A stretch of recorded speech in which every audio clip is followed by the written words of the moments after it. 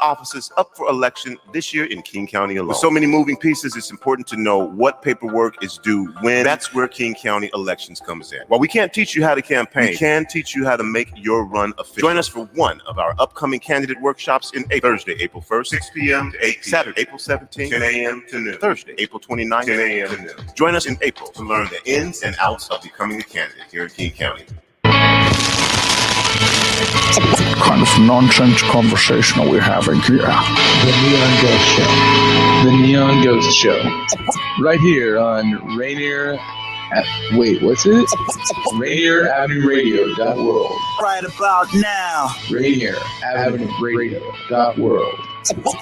I'm so tired. I have to pee. On Rainier Avenue Radio.world, look for the Change Your Food, Change Your Life show. I'm Dennis Weaver, your good food guide and host, helping you to feel good and look good, and who wouldn't want some of that? All that and more from the Change Your Food, Change Your Life show on Rainier Avenue Radio.world. Stories, songs, and guests. Begin living the organic good food life, and the rest of your life just may be the best of your life. Always up, baby, to your help. Your creative work might look a little different this year, but For Culture grants can still help you put your ideas in motion and share them with King County. Check this out. For Culture is now offering grants in 3 disciplines: arts, heritage, and historic preservation. Apply by April 28th. For more information, go to forculture.org. What's that date again? The deadline to apply for a For Culture grant is April 28th.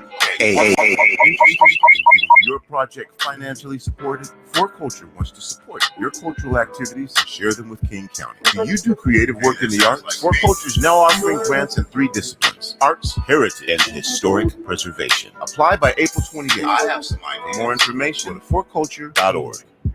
As a cultural funding agency for King County, For Culture wants to support your creative work. For more information, go to forculture.org. You're listening to Rainier Avenue Radio.world. Welcome to Real Estate and Money, a half-hour program on Rainier Avenue Radio.world designed to help you whether you're a buyer, seller, investor, or renter in real estate. Your hosts are 2 local professionals who will escort you on your journey. Violeta Strash, who has years of media advertising and marketing experience and brings this extensive knowledge to John L. Scott Real Estate and all our clients. And Tina Lombard, who is a mortgage loan originator with Cardinal Financial with over 28 years of experience. And now here's Violeta and Tina. Oh, it's just me right now? Okay. Hello, everyone. Welcome to Real Estate and Money. And we are on, can you believe it, episode 53. Here's Tina. And we've got over a year's worth of shows under our belt, Tina. I just saw we're at episode 53 weeks. That is insane. Welcome. And Tina, go ahead. Let's start it off with your intro. Well, okay. Well, anyways, everybody, thank you so much for coming and joining us on our anniversary once again. My name is Tina Lombard. I am with you from Cardinal Financial. And V, you are with? John L. Scott, Kent North. And we invite you to give us a call. My number here is 253-332-5986.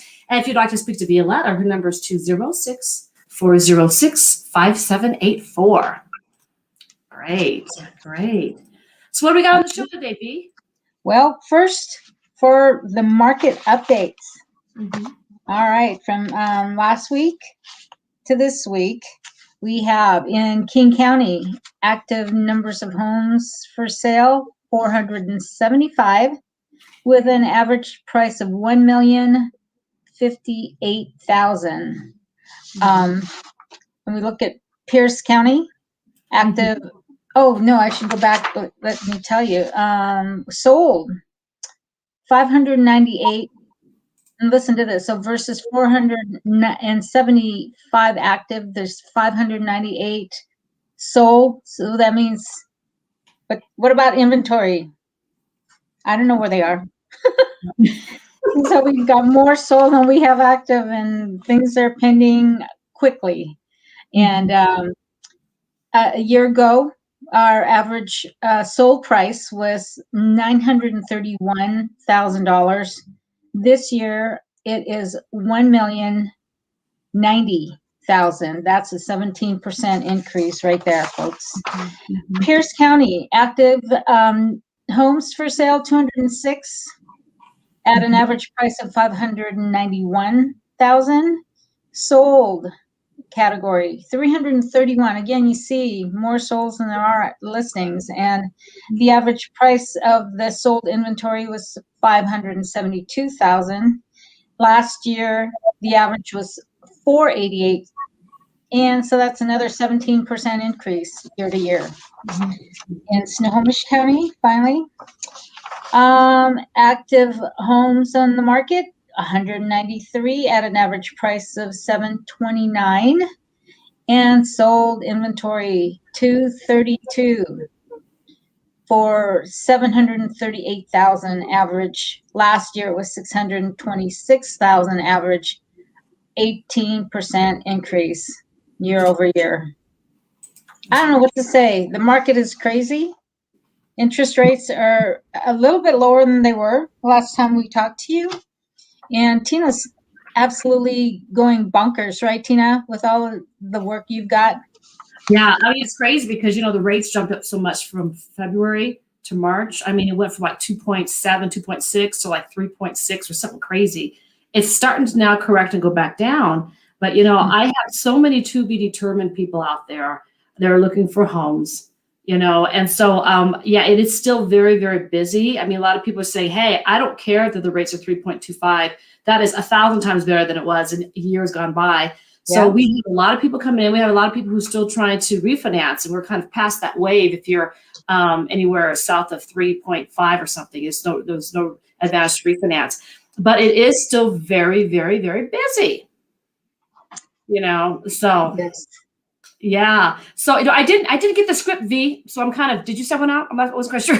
Oh, yeah, I did. But okay, let me just continue on. I've got the script here. I was watching Phil M Radio, and I thought I sent it. Maybe I didn't push that button. I was more interested in what Puya Bert was saying. Well, I can keep talking. That's no problem. But I'm just like.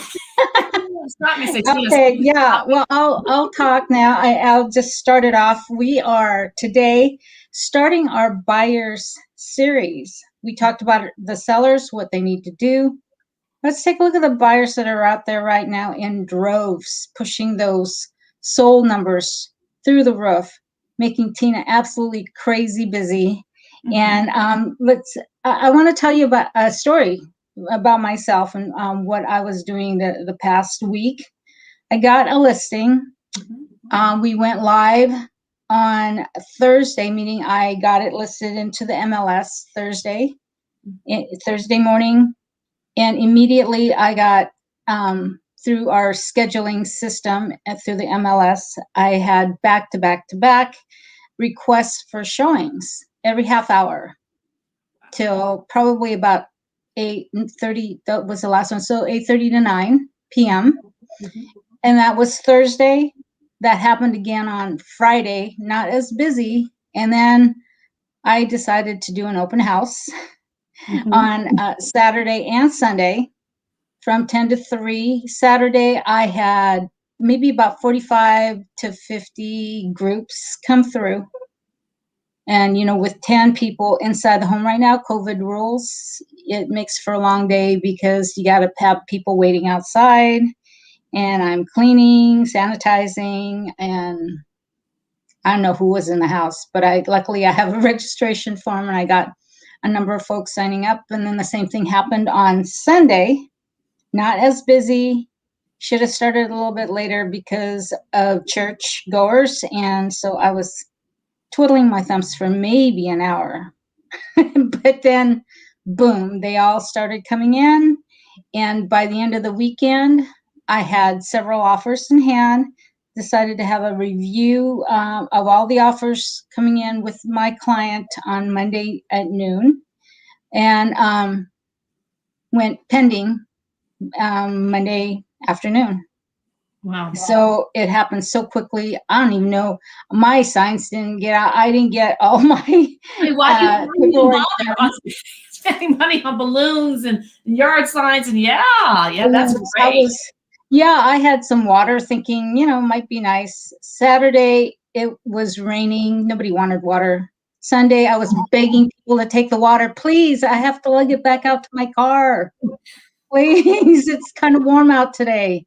But anyway, it was amazing. The numbers of buyers that are out there, and absolute bidding war. And I could say, I listed it at 850,000.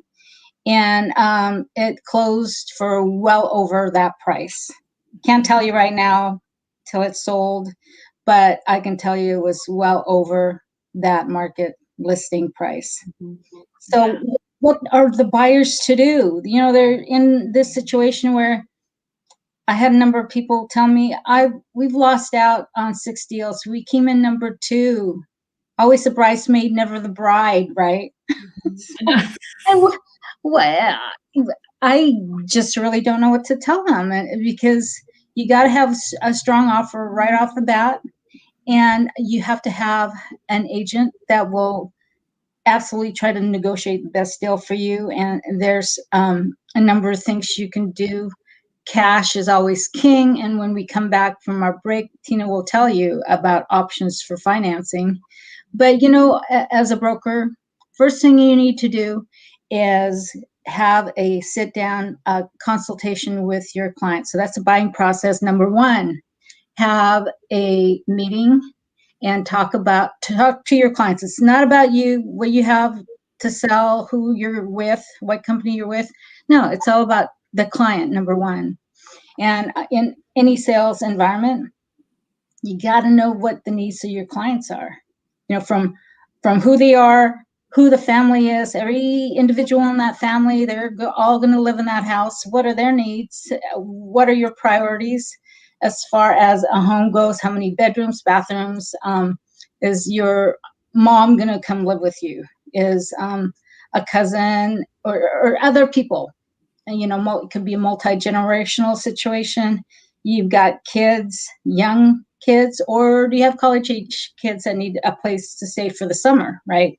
And just find out everything you can about the client's needs. Where do they want to be? Is the situation at work such that they can work from home, or they can only come in, or they should only come in once or twice a week? So that means they can go further away and buy the house of their dreams at a lesser price than being in the city. And so we've talked about situations like that, but absolutely get to know your client and all the things that they need to know: schools, bus routes, recreational. What do they like to do? Where do they need to be? Are there family members that they need to be close to? All of that. But get to know your clients before you take them out and show them homes. Don't you think, Tina? That's absolutely. And the clients have got to take a hard look on what are their wants and what are their not wants. And they have to be a little bit flexible, because in this market with so much competition going on, you may have a list of 10 absolutes, but you need to be flexible. You may only get 4 absolutes, and so there's a lot. So you have to take the first step and actually tell your realtor, hey, my mom's living with me, or hey, I have to, I don't drive, so I have to be in a neighborhood where I can walk to grocery stores, that sort of thing. But Don't be afraid to speak up and tell them what you want. Otherwise, you're going to shop for hours and hours and days and months, and you'll never get what you want. And then when you do find what you want, you're going to get outbid if you're not, straight on what you want. Yeah. Yeah. And you have a baby grand piano. Okay. Is that going to fit in a townhouse, vertical townhouse? How are you going to get them up those steps? Take into consideration what the husband wants versus what the wife wants. And, wife always wins. I'm sorry, guys. Can we say that? Can we just dedicate a whole show to wife always wins? I think that would save a lot of people time. I mean, really, it's like the hand that rocks the cradle, the person who stirs the pot. Let me tell you, whoever rules the kitchen, I'll tell you that right now. Yeah, I need a whole room for my shoes. Mm-hmm. I need that walk-in closet. I don't care how much space you need. I just need the whole walk-in closet. Yeah, So, exactly. It's just there's a spare bathroom, you can put your stuff in there. But as far as this is concerned, yeah, master bath, that's mine. and it's not to be jokey or anything, but women, we're nesters. That's what we do. Men are hunters, women are nesters, and that's not trying to break any stereotypes. But I got to be able to spread out, and you'll make it. You got to get the right people who are making the decisions. You need to get them sold or find out what their wants and needs are, because you can ask, like, let's just say the wife all you want, what she wants, and she'll say A, B, C, D, and E, and the husband's like, nobody asked me what I wanted, and then he'll stop the deal. So it's got to be both. Or the husband will say, I want A, B, C, D, and E, and the wife's like, well, you didn't ask me. It doesn't have a pantry. So you have to make sure that everybody's on the same accord. It can't be a dictatorship, because even if it is a dictatorship and somebody says, well, I'll just acquiesce, and I'll just, since he wants it, I'll get it for him. When it comes down to it, they won't turn in bank statements. They won't go through the inspection. They will throw a wrench in it. Am I right? Yeah. They will throw a wrench. They will just throw you right off track and go, I just don't know. And so you have to get everybody on the same accord. And you yourself, you have to be on the same accord. You can't just acquiesce and say, okay, fine, she likes it. Because eventually you're the ones going to have to pay for it and live in it. So go ahead and tell your realtor up front, I'm living here too. I have to have this.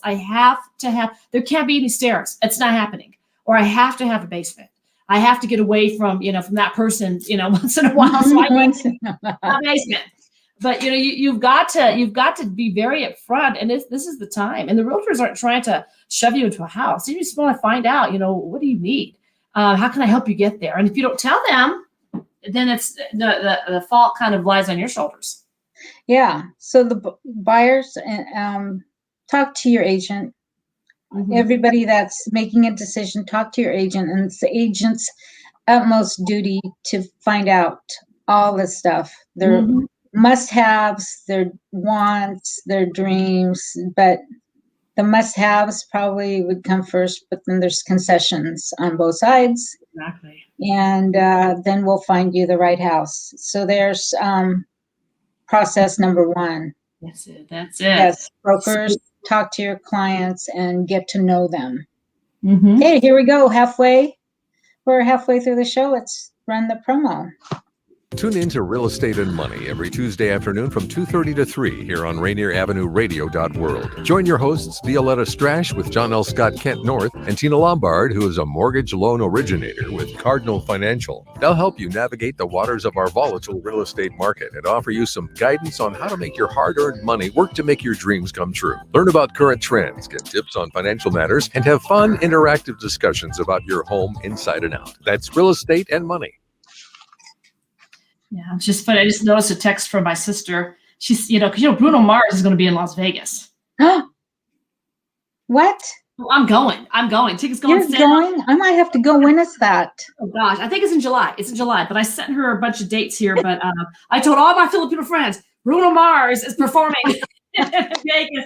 And this isn't nobody's paid for this, but I tell you what, July 3rd, 4th, 9th, 10th, 23rd, and July 24th. All right, I got to figure out a way.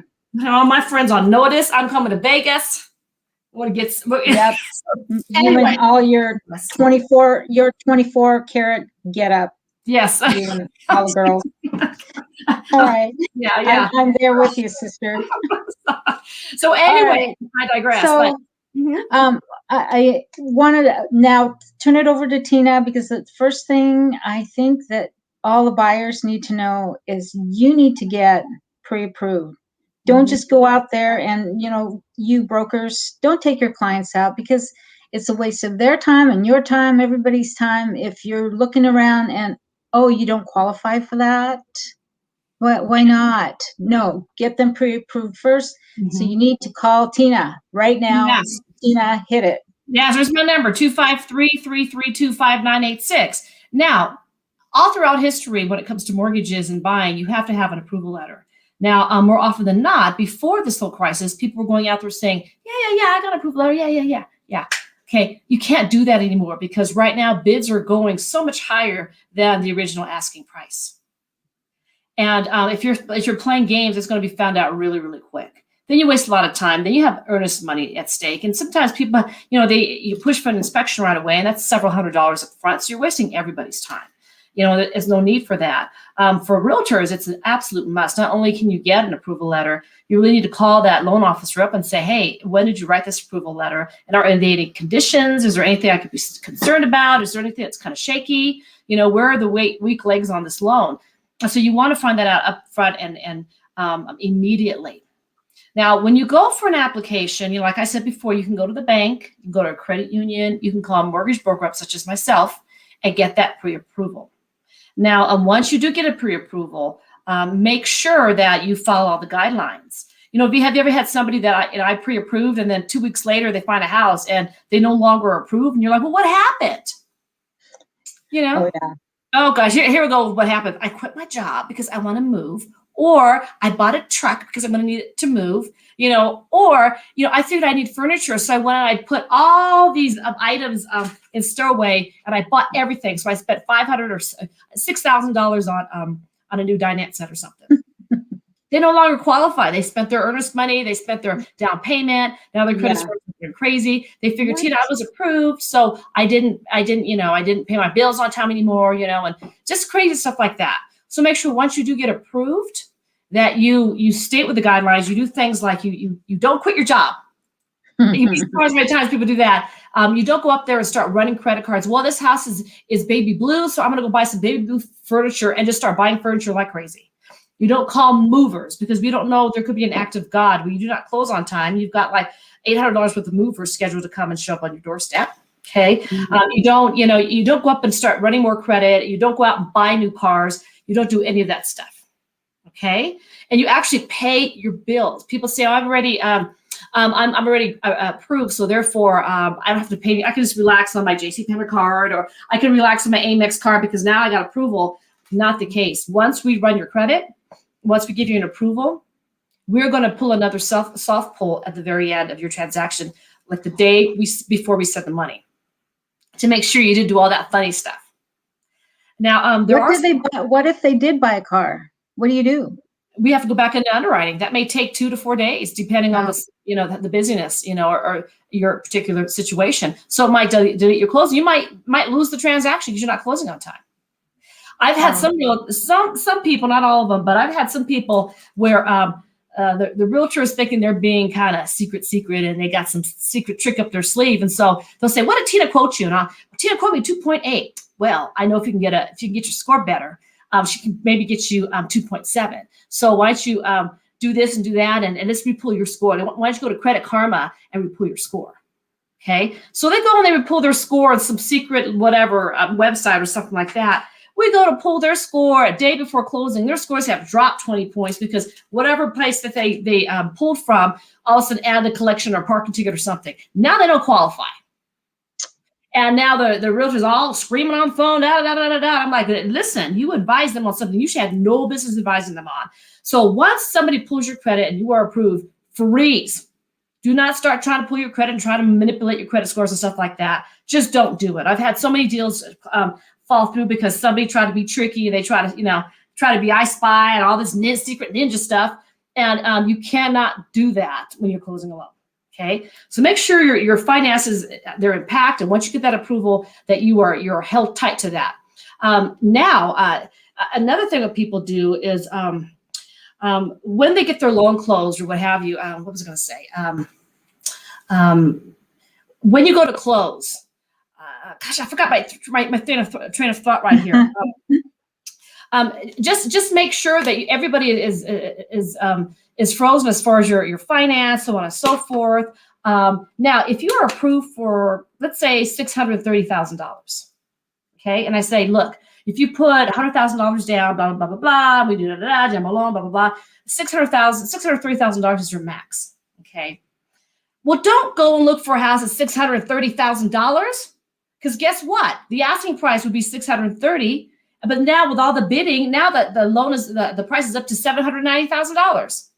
And you're like, well, Tina, if I put $100,000 down, and now, instead of $630,000, I'd have to bring $700,000 to the table. Can I do that?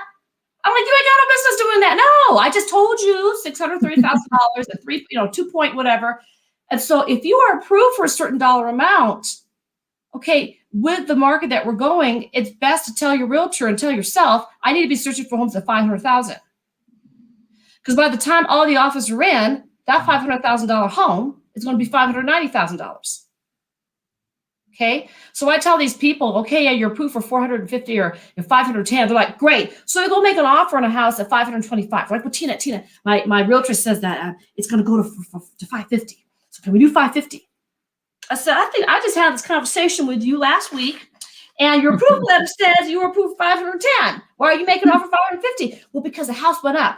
So, it's like, okay, well, then you need to make an offer on a house of 410,000, so that when all the bidding is said and done, you're the biggest dog on the block.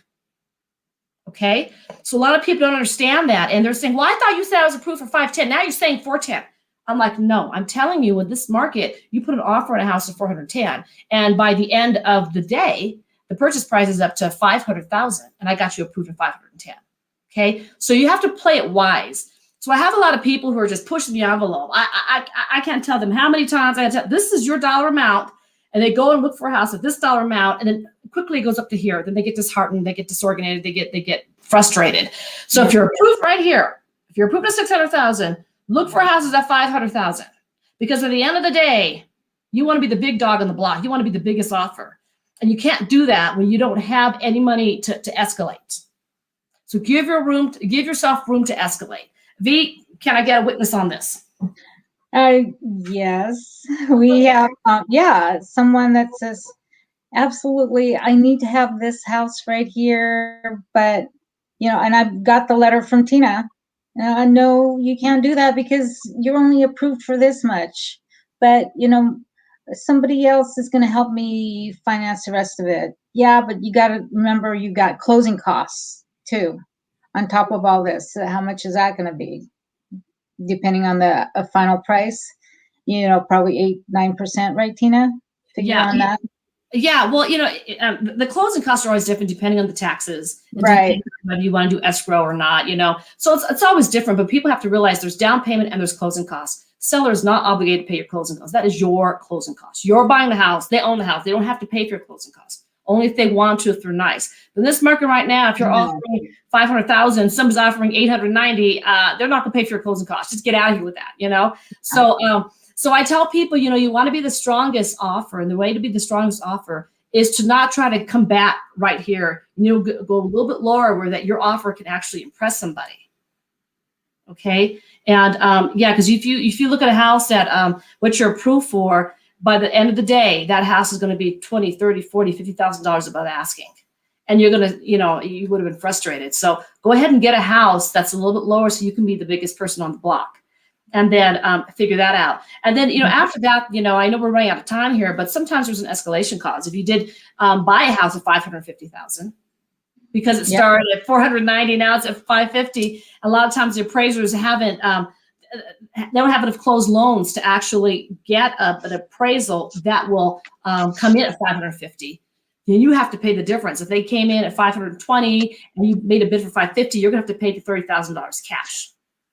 So you have to talk to your realtor, and you have to talk to your mortgage lender to make sure that you've got the cash for that. So right now, more than any time in history, please know what you're getting into, know your pre-approval, and know how to work this game and play it. Because if you play it right, you will win. Yay. I like to play. Yes. I like to win. Totally like to win too. So here we go. Next week, we have, we're going to get into the home search. What are we going to do now? Tina, we've talked to Tina about financing. Let's go look for that right house for you. Okay, so that's next week on Real Estate and Money. This week on Rainier Avenue Radio World, we've got Metro League basketball season opener Tuesday for girls at 5:45 p.m. Holy Names at Franklin, and the boys starting at 7:30 p.m. O'Day at Franklin. Again, that's Tuesday, I believe. And then Best Starts for Kids Virtual Summit, Tuesday through Friday at 9 a.m. There you go. And then right after this show, Real Estate and Money, we have Lidline Sports. We have a little slide on that, Daniel. Just see the hosts on the Line Sports. Love those guys. Anyway, thank you all for listening today. Tina? Yes. And let me give you one more tip really quick. If you cannot find a house, if there's somebody that you want to buy their house, don't be afraid to knock on the door and say, you think you'd be interested in selling your house? I had a lot of clients here in this area. They've done that, and they'd be able to buy a house without even hitting the market. Off market. It's knocking on the doors of their neighbors. Yes, that's happening a lot here too. We can talk about that as well. Mm-hmm. Okay. So next time, thank you so much for watching. We look forward to next time. All right. Bye-bye, everyone. Thank Real you. Estate and Money with your hosts, Violeta, Strash, and Tina Lombard. For more information, call 206-717-4490. That's 206-717-4490. Go to the Rainier Avenue Radio.world website to find the Real Estate and Money schedule, or tune in to our live show every Tuesday afternoon from 2:30 to 3. We will help you find your dream home.